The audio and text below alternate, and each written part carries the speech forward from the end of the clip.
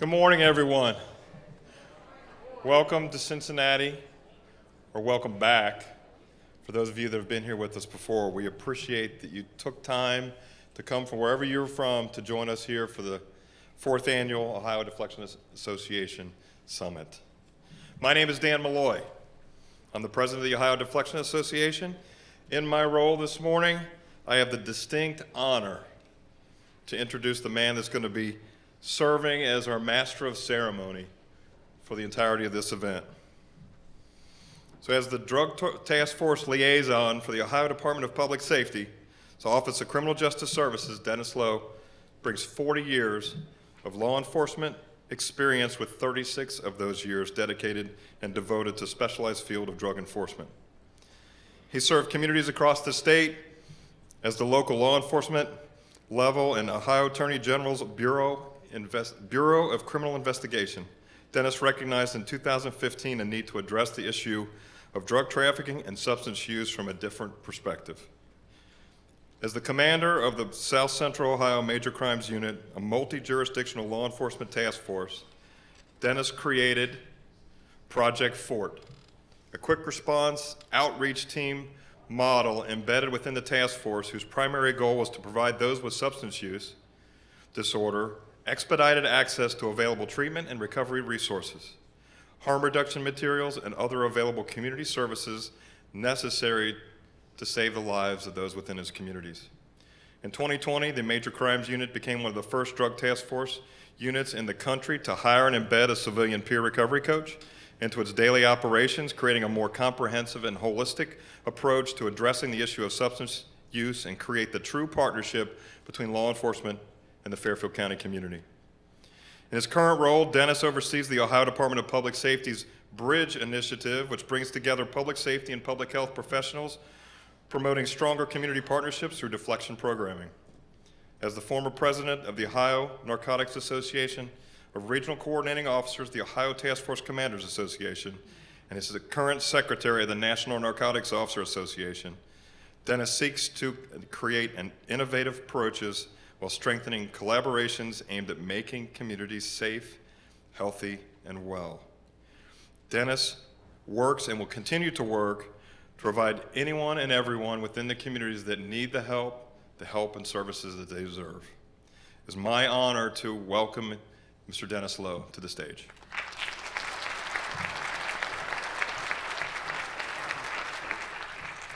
Thank you, President Malloy. Wow, that was a lot. Can you believe all that stuff's true? I hate those biographies. I told Megan this morning it really makes me wildly uncomfortable, but that was very kind, thank you. And in fairness, Project Fort was an idea that was born out of a lot of conversations and, most importantly, need in our community in Fairfield County. And although I may have been the commander, really it was the people that worked on Project Fort, that built it, that should get the credit for what that program's become in Fairfield County and what it means to the community and the people that it serves. So with that said, it's nice to see everybody again. How many people, by show of hands, have been here before? Boom. Look at that, guys. That's pretty awesome. For those of you that are coming back, welcome. It's great to see you. In these moments, I always find myself thinking about this in terms of a family reunion, right? We get to see these folks that we maybe haven't seen in a year and get to spend time and fellowship, and it's wonderful. For those of you that are new to the ODA Summit, welcome to you. And probably coming to Cincinnati when it's -1 degrees wasn't your first choice. I get it. But we appreciate that you made the trip, and I think you're going to find it was well worth it.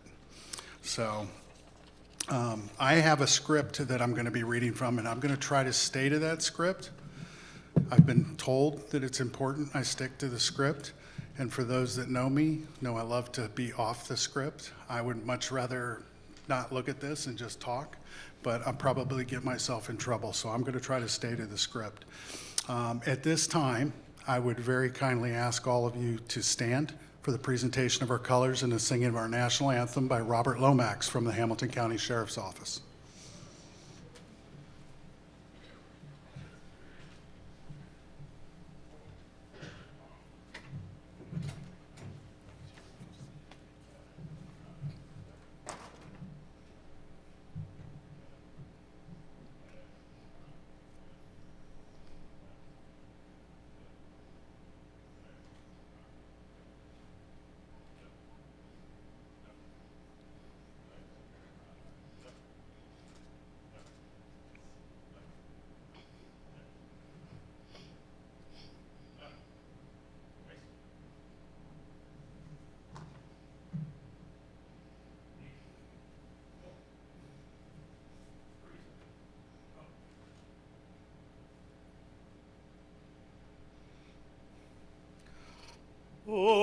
Oh, say, can you see by the dawn's early light what so proudly we held at the twilight's last gleaming, whose broad stripes and bright stars through the perilous fight o'er the ramparts we watched were so gallantly streaming, and the rocket's red glare, the bombs bursting in air, gave proof through the night that our flag was still there. Oh, say doth that star-spangled banner yet wave o'er the land of the free and the home of the brave?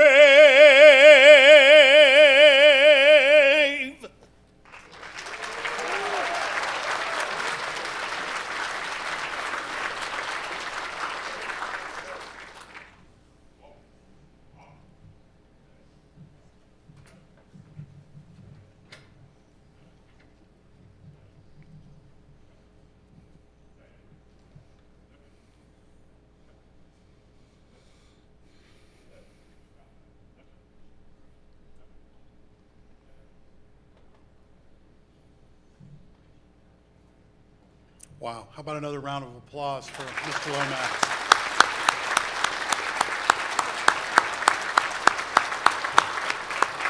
Fantastic. I feel it really important, too, to mention that the Ohio State Buckeyes are national champions. That's right, IO. Yeah, I'm still kind of zooming from that. That's pretty incredible to think that I've got to see 3 of those in recent years.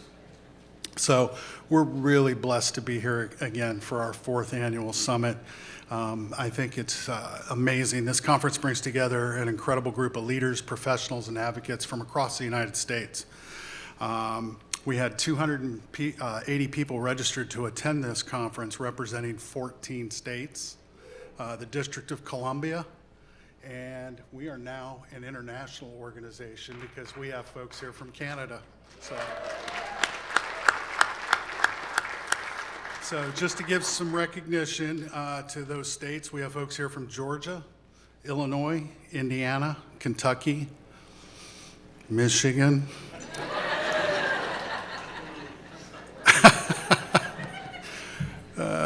thank you for laughing. That was appropriate. For the Michigan folks, I'm sure they're like, Minnesota, North Carolina, New York, Ohio, South Carolina, Virginia, Wisconsin, West Virginia, and the District of Columbia. So having that diverse group of states represented here and all of you in the room, I hope you'll take real full advantage and get to know some of these folks from other states and talk about things that you're doing in your communities and exchange ideas. That forum's really what I think makes this successful.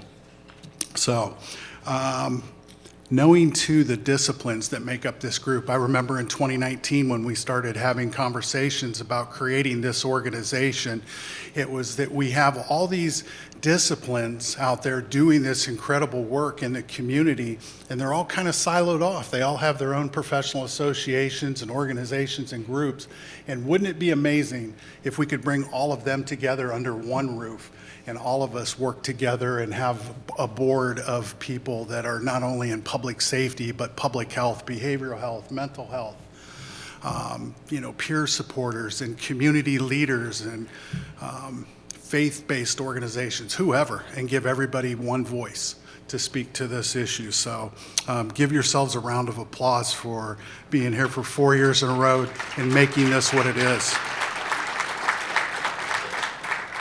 So I also want to mention we have 25 exhibitors that are showcasing innovative solutions and resources, and we have 36 dynamic breakout sessions scheduled. So I hope you'll take full advantage of that. The summit is a unique opportunity for us to come together and learn. So I hope that you will use this to forge new partnerships and strengthen the work in terms of addiction response, recovery, and deflection across your communities. The impact of the summit extends far beyond these few days. Every conversation, every training session, every plenary, all of it. It's designed to just send ripples throughout your communities and your organizations, and to share the vision and the mission of what the ODA represents, and that is really to address substance use in your communities, reduce stigma, and provide hope. And that's a huge word, hope. And the work that you do does that each and every day. I can tell you from my career in law enforcement, being part of the deflection initiative that we had at my task force and being part of the broader deflection conversation across the state of Ohio, and being part of this organization has been the most gratifying work that I've ever been involved in. And I did some really cool stuff when I was a drug cop. But this is awesome. This is awesome. These are the things that make my heart feel good, makes my heart proud. So I hope you'll feel that same way. So thank you for being here again. I got a few logistics that we have to cover. So some of you may be wondering, where can I find an agenda? Is anybody wondering that? Somebody? Raise your hand. Be brave. Thank you. Appreciate you. Thank you. So you should have received a paper copy of an agenda in your bag that you got at registration, which also had some other goodies in it. If you prefer, you can go full electronic, and if you download the HUVA, am I pronouncing that correctly? HUVA, the HUVA app, everything about the conference is on the HUVA app. It's very cool. It's got a lot of great information. It has the agenda. You can sign up for breakout sessions and see where all that stuff's happening. So later this morning, if you're not familiar with the HUVA app, we'll have somebody that'll come up and we'll talk a little bit more about what that is. Now, in terms of the really important information that everybody in this room wants, food. Where do we get food? So located down the hallways to my left, my right, as you go out of the ballroom here, you're going to find some nutrition centers. Is that what we're calling them? It's a nutrition center? Nourishment, sorry. It's a nourishment center. Yeah, I was going to say there was Danish out there this morning. I'm not sure where that falls on the nutrition scale. It falls at about an 8 on the taste good scale. So that's where I'm focused. But the nourishment centers are open from 7 a.m. to 11 a.m. And from 1:30 to 4 p.m. we'll have kind of afternoon snacks and sodas and things like that. So please take advantage of that during the breaks and get up and hydrate yourself. Get some coffee, get some soda if that's what you need, and grab a snack. Lunch is going to be served in the gallery, which is downstairs on the first floor. For those of you that came in from the parking garage, there was like a big automobile on the wall. The gallery is right behind that. It's a big room with a glass wall. You can't miss it. And that'll be from 12 p.m. to 1:30 p.m. today and tomorrow. On Friday, we're going to provide box lunches because the event is going to end near the lunch hour. So we'll make sure that you have some food for your trip out of here. We have a lot of phenomenal exhibitors, and they're going to be located in Mount Adams and Mount Lookout rooms. Where are those at? Straight back. Straight back across Mount Adams and Mount Lookout. And, please stop by and see those exhibitors. They're a really important part of what's happening here. Now, how many of you got a bingo card this morning during registration? Okay, cool. So here's the deal with the bingo cards. If you go to each of the exhibitors, they're going to have a sticker You're going to attach that sticker to your bingo card. And if you fill up your bingo card with stickers from the exhibitors, you're going to drop that off at the registration table, and you are going to be entered into a drawing for a $50 gift card. How's that sound? Come on, round of applause for the bingo card. And I would like to thank my good friend, Mike Davenport, who came up with the idea of the bingo card as a way to make sure we had people stopping by our exhibitors. So all fields must be complete. I want to mention on your card, there's an exhibitor called Ohio Narco. They were unable to be here, so that's a free space on your bingo card. So you can go ahead and just mark that off. It's good. And then we also had 2 additional vendors that came that did not make it onto the bingo card. They're Lumiere. Did I say that correctly, David? And Hikma. Stop by their booth, get their sticker, put it on the back of your card, bottom of your card, side of the card. You could even go to the top of the card if you choose. All those things would be fine. So throughout the conference, we're going to take time to acknowledge those who made today possible. And to begin with, I'd like to extend a heartfelt thank you to Cordata, who was our presenting sponsor for this event. Cordata Healthcare Innovations provides essential care coordination solutions that connect high-risk, low-access populations to treatment and support. We're deeply grateful for their partnership in being an invaluable resource to many of the deflection teams working in our spaces. We look forward to Cordata joining us on stage a bit later this morning.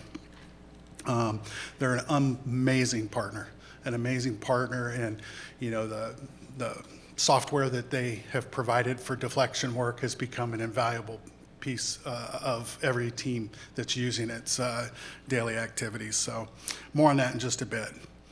Now to get things started, it's going to be my distinct honor to introduce you to one of our gracious hosts for this year's summit, and that's Hamilton County Commissioner Denise Driehaus.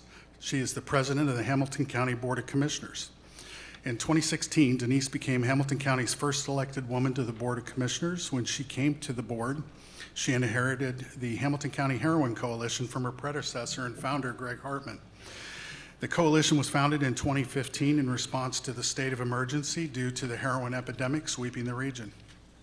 In 2019, the coalition changed its name to reflect the ever-changing landscape of drugs facing our community and highlight the main challenge, which was addiction. Denise has been a champion of deflection here in Hamilton County and continues to advance the work of the coalition by helping county residents to treatment and long-term recovery. Please join me in welcoming Hamilton County Commissioner Denise Driehaus. Thanks, Dennis. So I'm roaming because you can't see me if I stand behind a podium. I'm just not, if there was a box, maybe, but there's no box today. So welcome to Hamilton County. I'm the president of the County Commission, as was mentioned. To those of you here from Canada, the weather is welcoming you. Here to Cincinnati, we wanted to make you feel right at home. To the rest of you, I'm sorry about that. This is a thrill to do this. I get to, speak at conferences every now and again, but this one is extremely important because this one is letting us all get together and talk about how we're going to save lives in our community and in your communities. And we are learning from best practices from all of you in your different communities. And so thank you for being here, and thank you for your dedication to this work. It is a collaborative effort. I do want to thank Megan Gosney, there she is, moving around as always, for the invitation to be here. Mike Davenport next to her, Dan Malloy, Tom Fallon. We have been partners in this work in Hamilton County for a number of years. And I do want to say that the collaboration, when we think about kind of the secret sauce, why we're having some success in reducing overdose deaths here in Hamilton County, it's the collaboration that has created that success. And let me level set for you for a second so you have an understanding of what I'm talking about by way of Hamilton County and what we've been able to achieve. And I say that with hesitation because we're still losing people, hundreds of people in Hamilton County every year to the scourge of addiction. But in 2017, we had 570 overdose deaths in Hamilton County. In 2024, we're going to have 270 overdose deaths in Hamilton County. So that's a reduction of 300 individuals It's a 52% reduction in overdose deaths in Hamilton County. And so while we are happy about that, we are trying to understand why. We still recognize that we've got a lot of work to do. So for those of you that are in the space of prevention, thank you for being here. For those of you that are in the space of treatment, thank you for being here.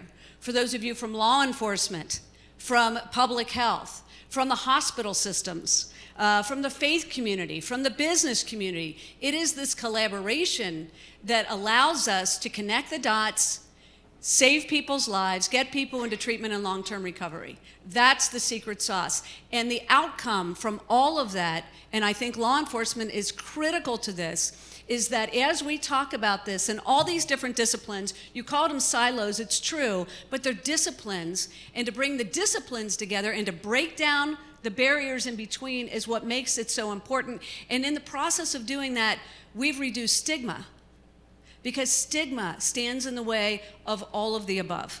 When people aren't willing to talk about addiction, where they're not willing to say, I have an issue and I need help with something, or a loved one, we can't make progress, right? So reducing the stigma, and it takes time, it's taken years in Hamilton County to reduce the stigma. But now we've got people engaging in a way that's truly making a difference here and saving lives. So I'm gonna share one quick story and then I'm gonna turn it back over. And thank you, Dennis, for the kind introduction, by the way. I've been the chair of the Addiction Response Coalition for a number of years, but in order to really understand this space, and you all know this, you gotta go out.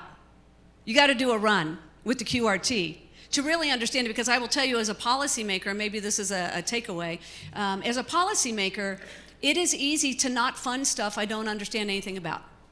It's easy to cut stuff I don't know anything about, right? But when you learn something on the ground as a policymaker, you're much more willing to stand up and say, oh, we need to fund this because we're saving lives with this strategy. And so I went out on a run. It's been a couple of years ago. We knocked on a door. It was law enforcement and the peer. Addiction services were with us, and so it was a peer-to-peer situation where we knocked on this door, and a woman about my age, actually, answered the door. Her son was the one who had overdosed just a couple days before, and you know, we've got that window of time where you can maybe convince someone to take that step into recovery. And so we knocked on the door, mom answered, and we asked for the son, because we knew he was the one who had suffered the overdose. And so he came to the door. She was kind of standing behind him. She was curious, wasn't really sure what was going on. I mean, it's intimidating, right, to have people at your door. Two little kids were peeking through the window, also wondering what was going on. And this young man, he had to be in his mid to late 20s, was standing there, and he had just overdosed a couple days before. And the peer, his name was Bobby, said to this young guy, and they were about the same age, said to this guy, hey man, I see your kids in the window. You've got a lot to live for. You've got a lot of support going on here. You need to take this seriously. You need to get into treatment and eventually long-term recovery. And this guy was hesitant. He didn't want to do it. He knew how disruptive it would be to his life to take that step. But in the long term, it would pay off. And that's what Bobby convinced him of, that this was the right step at the right time. And so this guy went and packed his bags while we stood on the porch, and we literally got into the vehicle, all four of us, and drove to the engagement center to make sure that he got a warm handoff, an assessment, and then a warm handoff to an appropriate treatment facility for this young man. That's what it means to have collaboration and to think about deflection as a way to save lives in your community. It's a smart strategy. It's also a humane and compassionate strategy. And so again, I want to thank you all for being here. I love that Hamilton County is hosting this for the last 3 years. We were on the forefront of this. The QRT started in Coleraine Township, Dan Malloy. I went on that run too with Dan. And we are just thrilled that people are using this strategy to save lives in your community. So thank you all for being here. Appreciate it.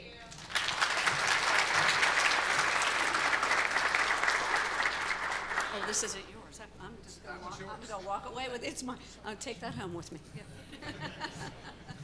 Wow, what a privilege it is to have Commissioner Driehaus here and to have a leader like that in a community. So Hamilton County obviously is very fortunate to have you at the helm here. So, you know, a few moments ago, I talked about opportunities for learning, and those have already begun.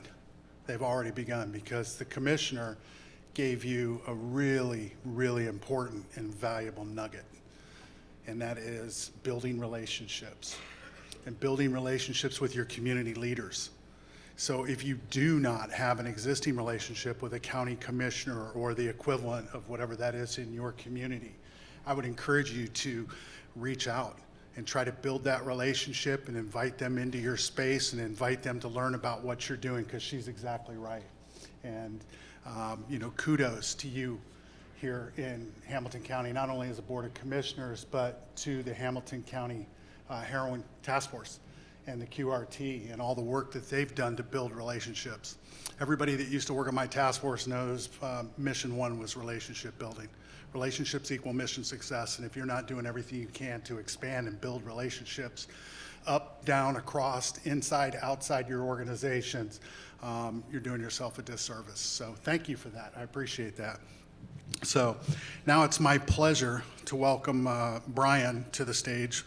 With over 15 years of experience in the nonprofit sector, Brian's been driving force behind creating sustainable positive change through social enterprises. As a serial social entrepreneur, he's successfully founded and scaled multiple ventures, growing nonprofits from startup to $2 million in under 2 years and helping organizations expand to annual budgets exceeding $25 million.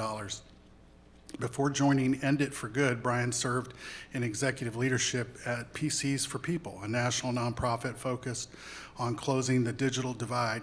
His leadership played a key role in expanding the organization's reach and ensuring that low-income communities across the U.S. gained access to affordable technology. So with that, please welcome Brian.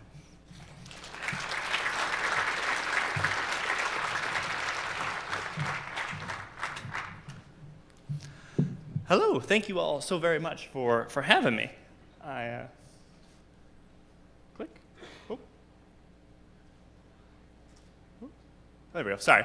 Thank you so much for having me. I truly appreciate all the work that you all do every day, especially the hard work that goes into the Flexion work. And I want to share a little bit about my story, a little bit about a story of a person I've met, and then the work that we do at End It for Good.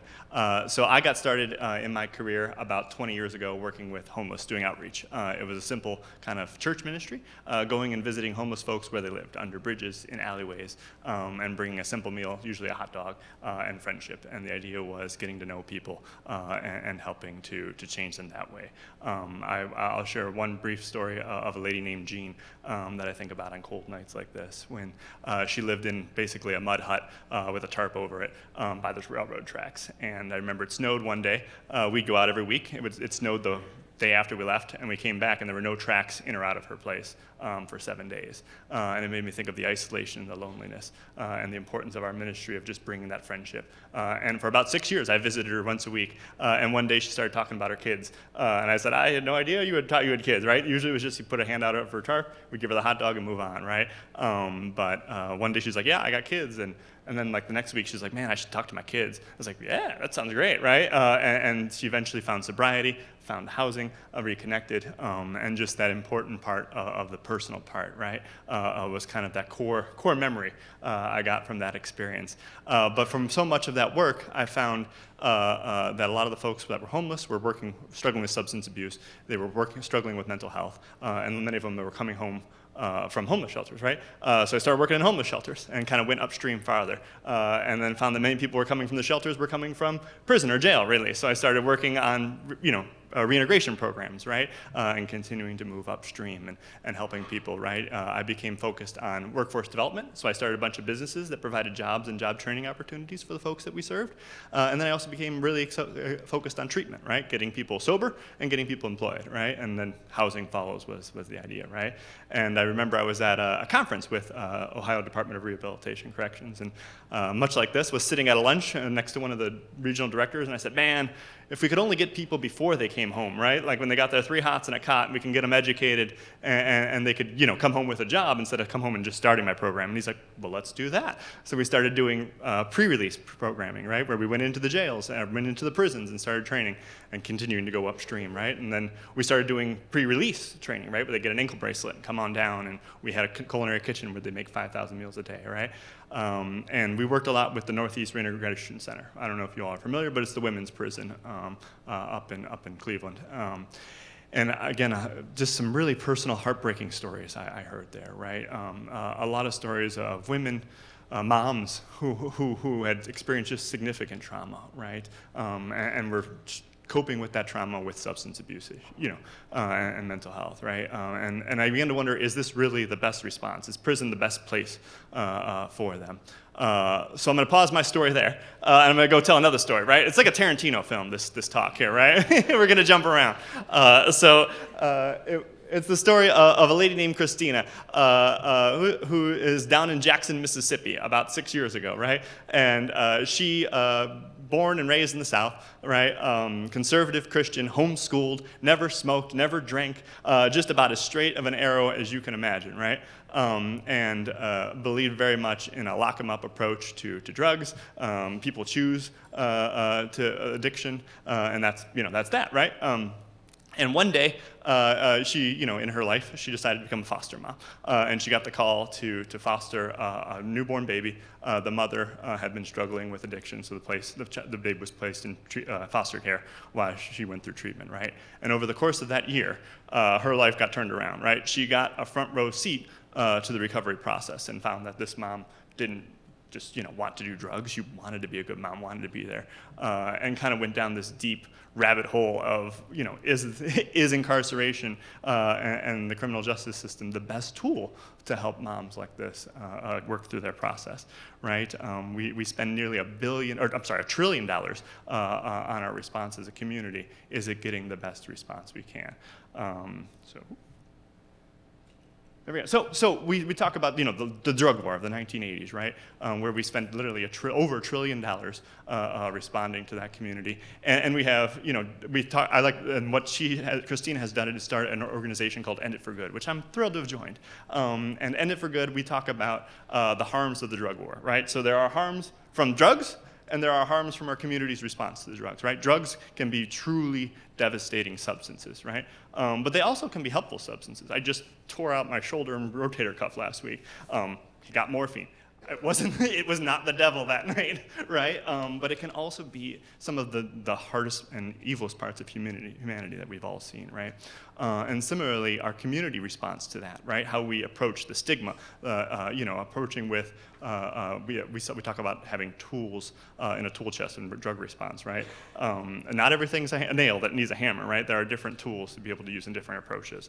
So we talk about these different harms and provide some context on that, right? To reconsider our approach. We don't have all the answers, but maybe we pose some of the questions. So what we'd like to talk about is kind of the three harms from the drug war, right? The first one, and when you make a substance illegal, right, it overnight changes three things, right? It changes the market for it, it changes the substance itself, and then it changes the customer itself, right? Great example of that is Prohibition era, right, of the 1920s. Show of hand, who had a beer last night at the opening ceremonies last night? Right. Okay, it's all right.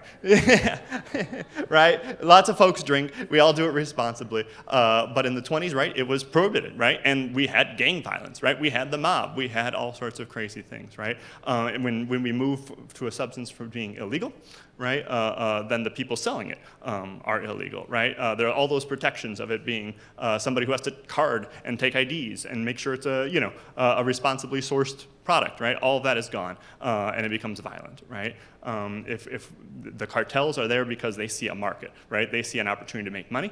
The kids running drugs on the street, I come from Cleveland, right? The kids running drugs on the street, that's, for many of them, that's their only opportunity out, right? That's one of the highest paying gigs you can get as a kid, right? So taking that economic incentive out of can have a huge force for good. Second is the substance, right? Again, tailgating, right? Many people have tailgated. You drink 3-2 beer out in the parking lot all day long, right? And it's relatively safe. It's not, don't do it every day, but you're not getting too sloppy, right? What happens then is when it becomes illegal, right? When you cross into the stadium, people take their flask in, right? And their flask has got their 151, and then you start drinking that, and that's when you get sloppy, right? Again, when it becomes prohibited, the substance itself changes, right? And it becomes more potency, because when you have to smuggle something, you want to smuggle as much as you can into a small canister, right? And the similar thing happens with illegal drugs, right? Many similar things happen with illegal drugs, right? When you try to the concentration goes up, but then also the quality control goes up, right? We don't know what's in it, and that's how things like fentanyl find their ways into heroin, right? Because you have this constant pressure to get more and more concentrated drugs.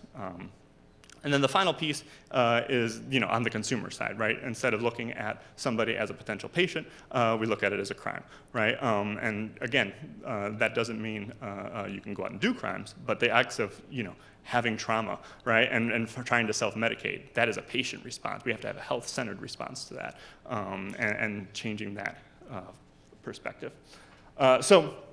Right, legal regulation is a possible way to look at those things, look at a response, and get some more control over it. To have a market that we can regulate, to have substances that we know are secure, right, and then to have a patient-focused approach. That doesn't mean, right, if you can't afford your 6-pack of beer, you can go out and rob somebody. That doesn't mean you can go out and drink and drive. That doesn't mean you can be drunk in public, right? It does mean if you want to have a beer quietly on your couch at night, nobody really cares, right? And that doesn't mean that I did that last night, right? But the idea is to balance that accountability with what is best for the individual, especially when we're talking about recovering from trauma. Is it a perfect solution? Not necessarily. Absolutely not, right? Is it realistic? Maybe. Is there something to consider as we look at what we're doing, our response, right? We all have good intentions. We all want safe communities. We all want sobriety. We all want folks to recover. But what is the best path there, right? And how do we help reduce that stigma? So if you're interested in hearing more about us, Christina wrote... Sorry, my shoulder. Christina wrote a spectacular book about her journey. It's called Curious. If anybody's interested in a free copy to hear more about her journey, you can just email curious@enditforgood.com, and we're happy to send you one. Or just email me. I'm in Ohio here, so we are based out of Mississippi, but looking to get involved in the conversation locally here in Ohio. And I'd love to join any of these conversations if you want to talk. Feel free to email me. My email is brian@enditforgood.com. Thank you so much for listening.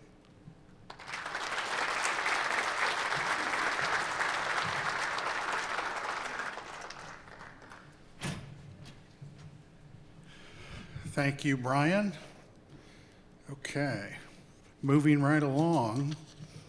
It's now my pleasure to introduce you to Gary Wisenreed. Gary is the president and CEO of Cordata Health Innovations, which he co-founded in 2014.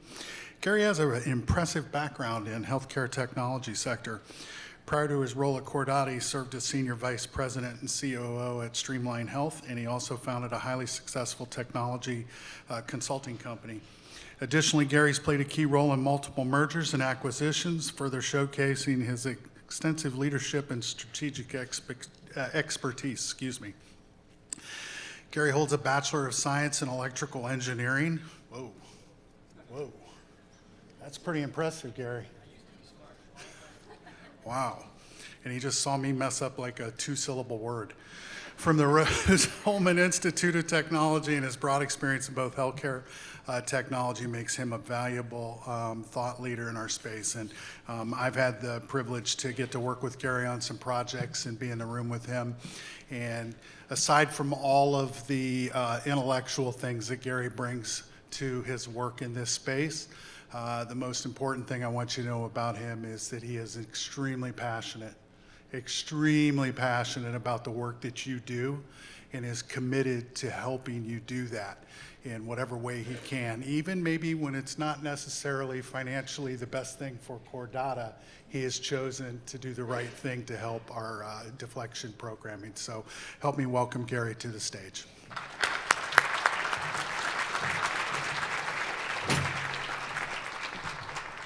Thanks, Dennis. Oops, I went the wrong direction. Oh, still going the wrong direction. A shout out to Nicole for cropping that picture so that the top of my head is gone. Makes me look like I had a really bad haircut. Just when you let people who work for you do things, they get a chance to take revenge. So I'm really worried about this presentation because I really set it up to be an interactive presentation, and you guys are struggling to raise your hand. So take a deep breath. We're going to need a little help as we go through here. Real quickly, stand up if you are here for the first time. We're not here last year. Okay. The first 2 slides are for you because I did them last year. And welcome. So I'm not going to talk about Cordata at all. If you want to know what we do, you can ask some people in the room that work with us. You can talk to our team. We've got a booth back there. But what we do is we support teams in the field that are helping individuals with addiction and mental health issues. So without you, we're nothing. There's no business for us if there's not you out there doing the work. I tell investors all the time, my software doesn't solve any problems. It helps people that solve problems. There's no solving these problems without personal connection. So I want to talk about looking forward, though. So I'm the CEO of Cordata, and what that really means is that I don't do any work. So Michael Brooks, who, by the way, recently named the Chief Operating Officer of Cordata, well deserved, and his team are the people that actually support you guys, build the software, and of course the O2SL guys we recently brought in, Dan Malloy and Mike Botieri and Scott Allen to kind of help in this process as well. So we're very proud to have them. They do the work. So what do I do? That's the question. So one of the things I do is I deal with funders, right? So I'm sure all of you guys are dealing with funders as well. So one of my big concerns as we go forward, and what I started talking about last year, was thinking about how sure we are our programs are going to be looking forward, right? As we look forward, how sure are we this program still exists? So I gave this slide last year just real quickly. All this says is, in the United States, we spend a lot more on healthcare than every other developed nation, right? And the primary reason for that is that we wait until somebody has a condition that is an emergency condition before we do anything about it. So if you take this same graph and you add to it what we do for social investment, right? Getting ahead of the problem, getting out in communities, doing the things you do, we don't spend any money on that, right? We spend half of what most of the developed nations spend. So I think the difference in there, 4 or 5% of our GDP in spend is what we should be putting in to roles like yours, right, in order to reduce the cost of healthcare going forward. And in Ohio, so we have the opioid settlement funds, right, that are coming out, and it's great. It's helping, sustain teams and create new teams and do innovative things. They're getting about $50 million a year. That's less than 1% of the GDP of Ohio. We need 6 of these or 7 of these. So my primary interest when I'm up here is to get you guys to think about how to talk to funders, right? How do we put these programs in a situation where we know they're going to exist for the long term? Now, like Dennis, I brought some notes up, and unfortunately I put my glasses on in order to see them. So I'm doing some surveys of the conference attendees, but I want to start by getting someone up here who can kind of estimate the results for me that is, has integrity and a lot of honesty. So Michael Brooks, is Dan Malloy here? Dan, can you come up here? We all trust Dan, right? Come on up, just on the corner. This is my stage, just right there is fine. Okay. So Dan, did I rehearse this with you at all before? Absolutely not. Have you any idea what I'm about to do? Not a clue. I have no clue. It has to be really uncomfortable for you. I expect it from you. I thought you were going to say you trusted me, but that's all right. We'll just move past that. All right. Stand up and remain standing if you're a peer involved in a deflection, diversion, or community outreach team. So this is the heart of it, right? Thank you guys for your courage and for your work.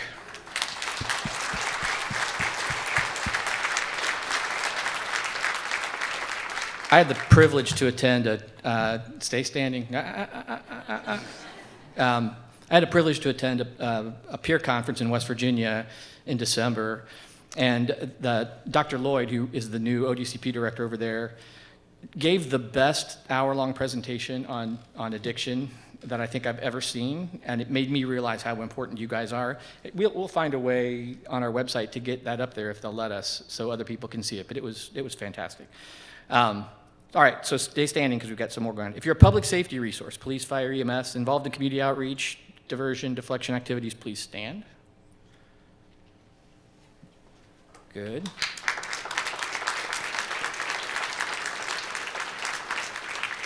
And then if you're generally a community resource, so this is faith-based, not-for-profit, government, social worker, anybody else involved in the process of community outreach, please stand. That's most of us. Now, if you're actively involved in obtaining funding, remain standing. If you're actively involved in obtaining funding, please stand as well. Remain standing if you were on one of the previous groups. Okay, so we got most of the group up here.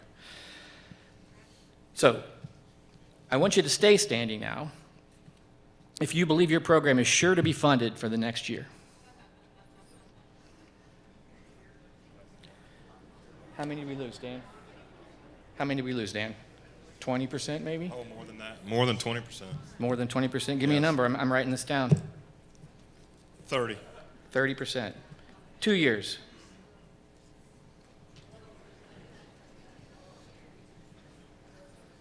Dan? Same. Another 30%? 5 years. Sure your program's going to be funded in 5 years? Use another 30%? Yeah. 10 years. I think I made my point. We got a few left. So, Kelly Fire Sheets, where you at? Find these 4 people and find out what they're doing. So, I want you to stand again and then remain standing if you believe your outreach programs are good for the community. That's 100%. Stay standing if you believe your outreach programs are saving lives as well. Nobody sits down. Stay standing if you believe your outreach programs are positively impacting the number of police interactions, EMS runs, and emergency room visits in your community. Okay, now remain standing if you can prove your program saves lives.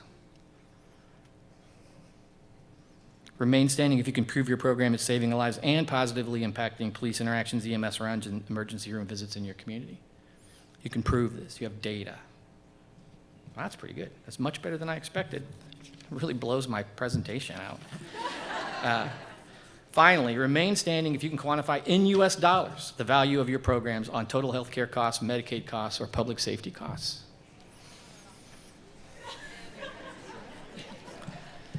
So, I'm going to suggest, if you have multiple team members and you can afford to send somebody to the Montgomery County presentation that follows this visit, they have done this work, and the results are outstanding. You are worth more than you know, and your funders need to know. And so, Dan, whoa. Come on back up here. How much time I got left, Nicole? I can. 6 minutes. Oh, this is gonna be a long 6 minutes for you, Dan. Come on. Is there a push-up involved? Or? Not yet, but there is a physical issue here. So can you catch? I'm sorry? Can you catch? Depends what you throw. Can you catch? Sure. What is that? That's a challenge point. Who gave it to me? Me. And what'd you tell me when you gave it to me? You're part of the team. Can't turn away. Can't leave You us know- now. you know the No, problem now. That's exactly right. That's you right. know you're not going anywhere because we need you. So I wish I had a challenge coin for each of you, because this is the end of my presentation, and that's my challenge. Now you know, you got to measure. I know it shouldn't be about U.S. dollars, but they fund you in U.S. dollars. You have to figure out what your cost savings are, how many lives you save. You got to quantify it. At some point, we need to not rely on time-limited funding from the federal government because administrations change and priorities change. We've got to get Medicaid and payers to understand the value of the work that you're doing. We've got to get upstream, further upstream. The sooner we find people at risk, the lower the cost, the better the outcomes. So, preview for next year's ODA, I'll be back up here saying the same thing, right? I'll try to come up with a different way of saying it. Hopefully, I can point you to 6 or 7 presentations where people have done this work, because your future is not guaranteed. It is not guaranteed right now. So you got to measure. You got to measure the impact. These are the things we have to measure. If you have any questions, you can stop by our booth. We'll point you to the people in Montgomery County. Josh and his team at Ascend did a great job of the measurements on the healthcare side. You are more valuable than you know. You are saving Medicaid dollars. You're saving lives. You're decreasing violent crime. You're decreasing incarcerations. It's all costly. So we have to account for it. And then next year, we'll have 3 times as many people in this room, and the year after that, 3 times as many again, so we can really get ahead of the work that you guys started. That's all I got. Thank you.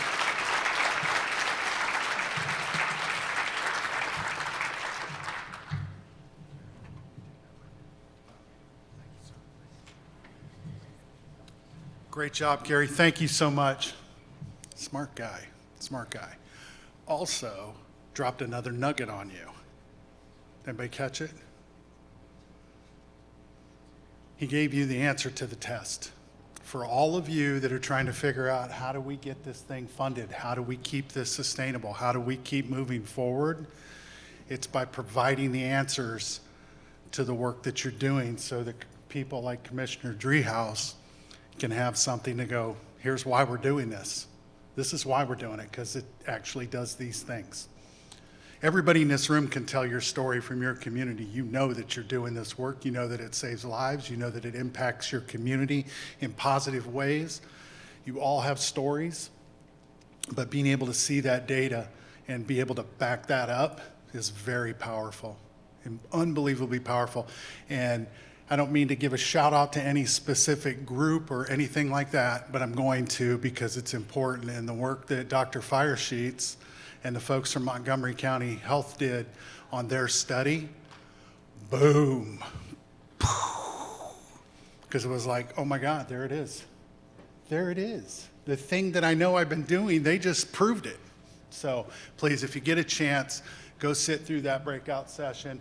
And if you don't, Kelly, because I don't know your colleagues on that study, would you stand up, please? Dr. Kelly Firesheets. Hunt her down. Corner her in the hallway, wait for her outside of the bathroom like a weirdo, and just boom, hey, I need to talk to you. You're welcome. That's what I do, facilitate. So really important, the work that they're doing, the work that Aaron Reed's doing with the early morning dashboard for overdoses here in Ohio, all of it, unbelievable stuff that's going on. We are so blessed. So please make a point of trying to have a conversation and get some of that information, because I think you're going to find it very useful. So let's see.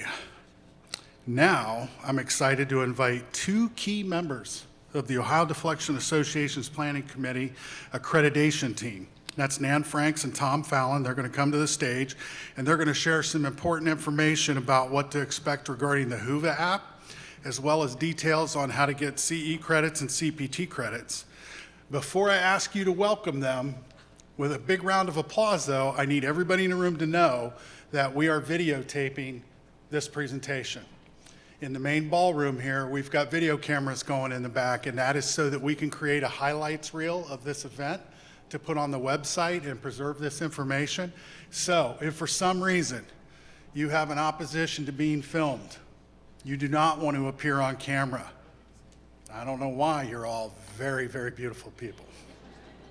But if that's something you just can't deal with, you don't want to do it, please stop by the registration table and just let them know, and they'll make sure that the guys in the back of the room with the cameras don't put you on film, right? We've got a very special thing for them if they do mistakenly do that.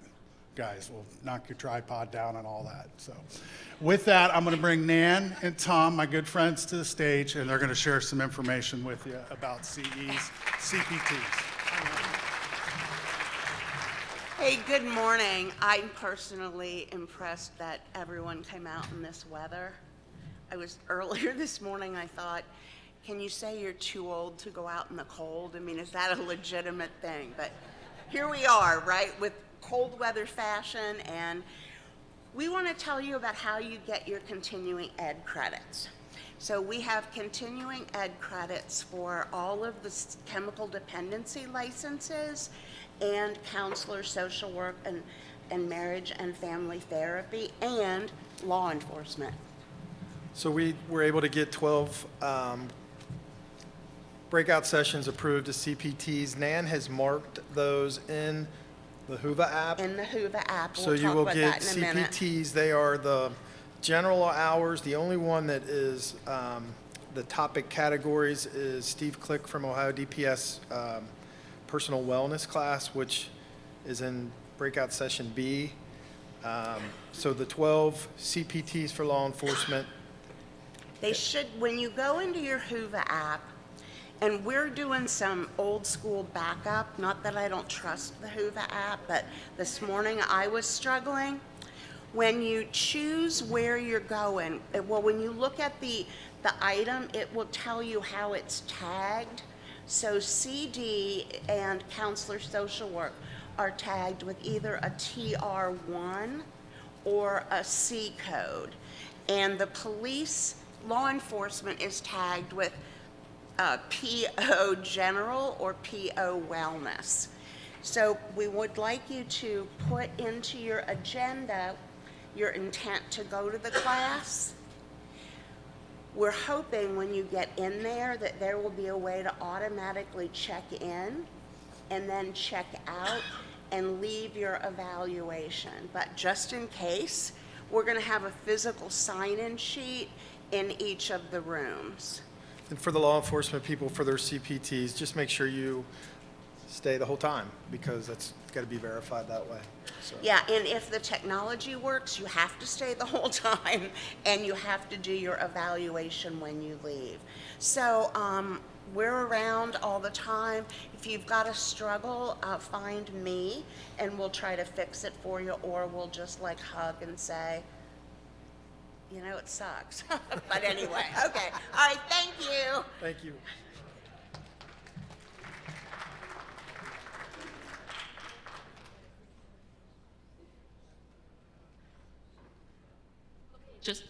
Thank you.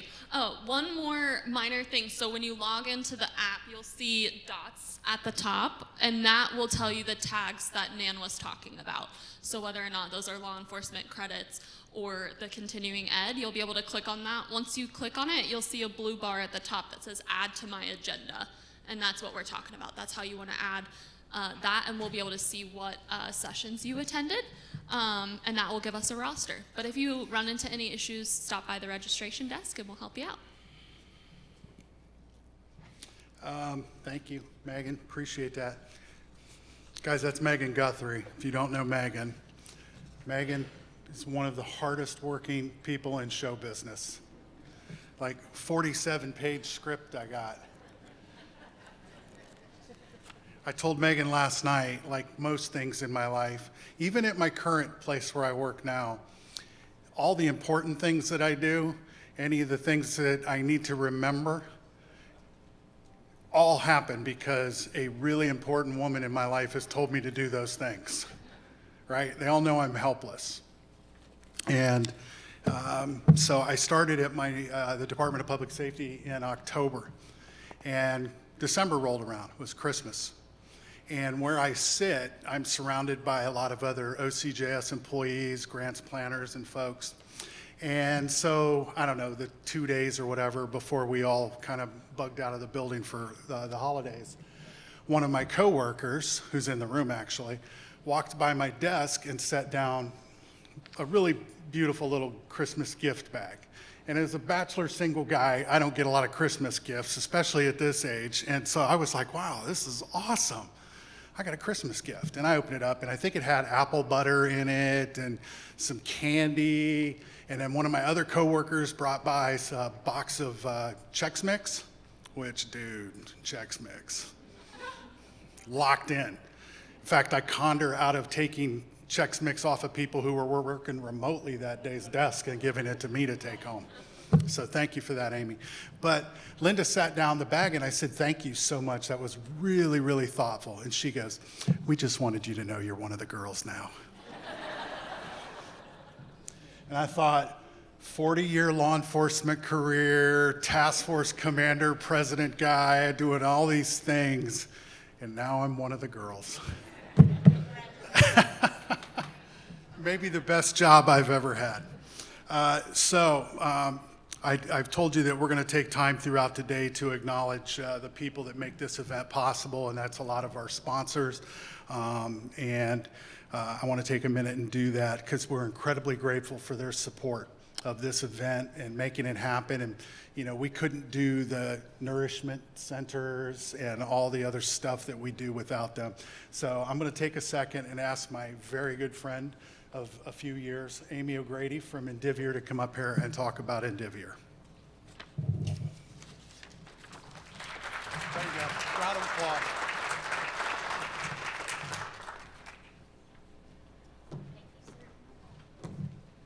Good morning. Thank you so much for giving me time today just to say hello. And I've got to tell you, it's a little bit emotional sitting watching all of you, and I'll tell you why. When I started my career and was really in this space and a young lawyer, you know, at the public defender's office, you know, did work in the courtroom, met a lot of great people that I worked with at the state, and now to see all of you here today, you know, I was here when a lot of this was just an idea. You know, there was no deflection team, just a nonprofit agency. There really was a lot of people who wanted to do a lot of good work in this space, but really, you know, we just decided to get together, a group of us, and figure out how to get started.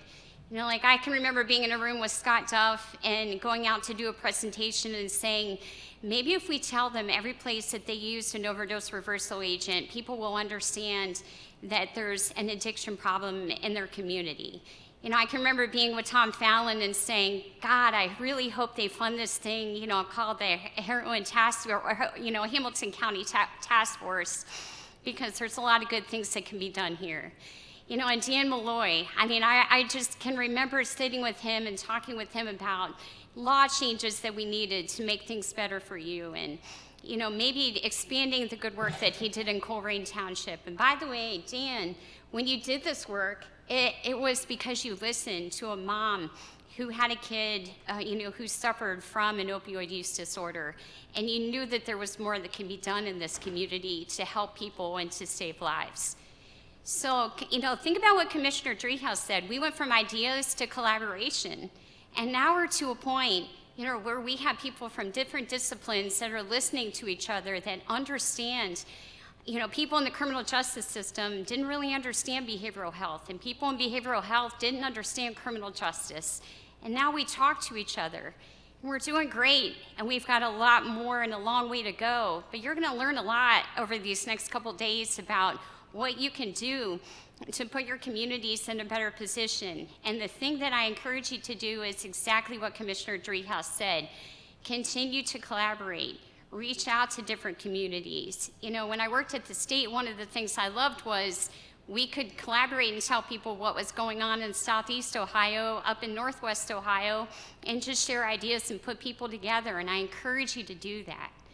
You know, so now I work for a company called Indivior, and it's a pharmaceutical company, and we specialize in medications for opioid use disorder. So please come to our table. We want to tell you about Sublocade, which is our long-acting injectable medication for opioid use disorder. And then we also want to talk with you about Outfee, which is our overdose reversal agent, you know, which is specifically indicated for synthetic opioids. But we just want to meet and form a relationship with all of you and see what we can do to help you part of the solution. So I look forward to meeting all of you, and thanks again for being here.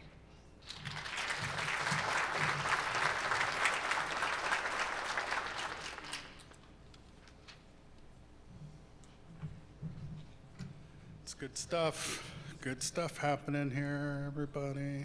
Where's my Canadians? Are they in the room? They're coming this afternoon? Are they coming down sled dogs, or what's happening? Okay, they're cross-country skiing. I love it. I love it. So a big part of what we do, and sometimes it's not the thing that we're most crazy about, is collecting that data. The thing that makes Dr. Firesheets go nuts is she loves data and processing data, and we work with people at OCGS that are data nerds. They love that stuff. But we get that data through surveys. And so we're gonna take a little informal survey here, but I'm gonna need some assistance to do that. I'm gonna ask my friend from Boston, Mr. Mike Bodieri to come to the stage, please. Come on, Mike. Yeah, come on, bring it. This worked better when you were sitting at the table and were prepared.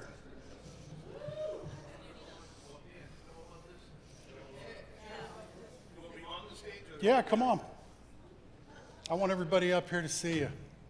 This is real deal Boston right here, right? Now, when we think about the work that you do, I think some people would probably have classified it as some kind of weird social experiment, right? And how do we fit into our society? And some people would think that what you do isn't normal. It's weird. Would you agree? There are people that think that. I thought that when I first, the 25, 30 years ago, if somebody would have said, hey, in 25 years, you're going to be on a deflection team and working with social workers and people with lived experience, I would have went, what? You're nuts. And if you don't leave, I'm probably drawing my sidearm and we're going to have a confrontation. Get out of here. But that's where I find myself. But when it comes to society and it comes to being in a civilized community, there's some really important questions that we have to answer. And Mike, I think we need to know the answer to those questions. I think I know where you're going here. I hope you do, because if not, this was a really lame setup and I'm in big It was an trouble. awful setup. Awful. So Mike, I if you would. can't believe we're doing this in front of 300 people. But the one question we have from Boston, Massachusetts, so I'll use Gary's forum. Please rise if the toilet paper is over. When you put the roll, please rise. Over or under? Overs, please. All overs. Should be overwhelming. Dan, what's the percentage on this? Well, 90%. All right, thank you. That was my only question. Thanks for bringing me up and doing that. Dennis, I appreciate it. What are my other All right, so we have 90% and over. How many of you are unders? It's the rest of them. No, it isn't. Oh. How many of you are unders? Stand up if you're an under. Stand up. Be proud. You're unders. Yep. All right. Wow, the rest. Welcome. How many of you have no preference? Don't What if care? you don't even care? Stand up if you don't even care. Okay. Stand. Hold on. Don't sit down. Stand back up. How do you not care, right? I agree. The other 90%, please identify these people, because these Yeah. are the weirdos in the room. Yeah. That was easy to do. All right, one last question. All the 90% overs, how many of you, if you went to a friend's house or a relative's house, would actually fix it? Dan, what do we have here? Oh, 10%? There's the crazy crew right there. All right. Thank you very much. You're a piece of work. Thank you. Yeah, all of you people, we'll have a drink later. Thank you for participating in that. It's important. Information, data gathering, you got to know these things. There are people in here that when their coworker stood up and said they didn't care, they were looking at them like, what? How did I not know this? It's gotten to the point now that myself and other people, Michael Brooks is one of them, when we travel around and we go into public buildings, bathrooms and all that, the first thing I look is it over? And if it's not, we take pictures of the toilet paper roll and we send them to Mike. Yeah, so this guy has a collection of toilet paper rolls from public bathrooms from across the United States. It's amazing. It's really incredible stuff. You don't get that everywhere, Dan, you're right, and it's a damn shame that the people from Canada missed that. So we're getting really close, and I think we'll probably go ahead and break early.